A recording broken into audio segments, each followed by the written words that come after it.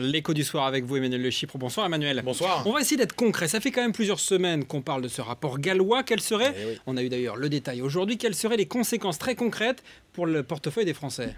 Alors, si on appliquait la philosophie du rapport gallois, c'est ce fameux choc de compétitivité qui consiste à transférer 30 milliards d'euros de charges de ceux qui les subissent, donc des salariés et des entreprises, vers d'autres impôts et vers la réduction de la dépense publique. Ça, c'est pour le principe. Alors, sur ces 30 milliards, il y a 20 milliards d'allègements qui profiteraient aux entreprises. Ce serait d'ailleurs un crédit d'impôt, nous dit l'AFP. Alors, sur 3 ans. Voilà, on va y venir, mais... Et après, 10 milliards pour les ménages. Donc, c'est 10 milliards pour les ménages. Pour un salaire moyen de 2700 euros à peu près, ça fait 300 euros sur l'année d'allègement de charges, donc de pouvoir d'achat supplémentaire. À présent, où est-ce qu'on trouve l'argent pour financer ces 30 milliards? Alors, Louis Gallois, lui, si on applique son rapport à la lettre, préconise la hausse de certains taux intermédiaires de TVA, ceux qui sont aujourd'hui, par exemple, sur la restauration ou sur le bâtiment. Ça concerne que 5%, par exemple, des dépenses des ménages les plus modestes. Donc, l'impact ne serait pas colossal. Mais on nous parle d'une fiscalité écologique, on nous parle de fiscalité immobilière, du réexamen de certaines niches fiscales, d'un impôt sur les transactions financières. Tout ça pour 2 à 3 milliards. Grosso modo, ça fait un peu plus de 50 euros par an et par salarié.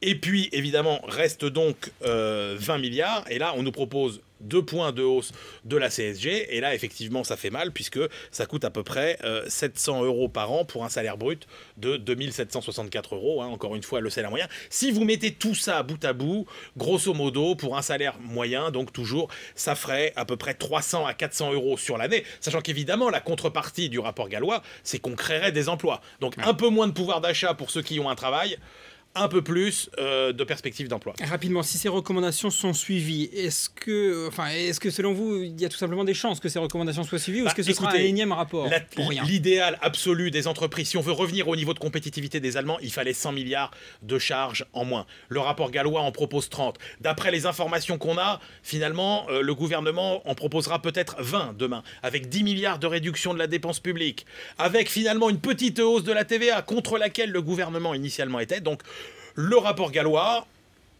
il permet un petit pas dans la bonne direction, mais c'est un petit pas dans la bonne direction et il sera peut-être finalement plus suivi que tous ses prédécesseurs qui n'ont servi à rien. Il ne va pas caler une étagère à Bercy, comme vous disiez la semaine dernière. Un peu moins que les autres, Très bien. Merci Emmanuel Le Chypre, l'écho du soir.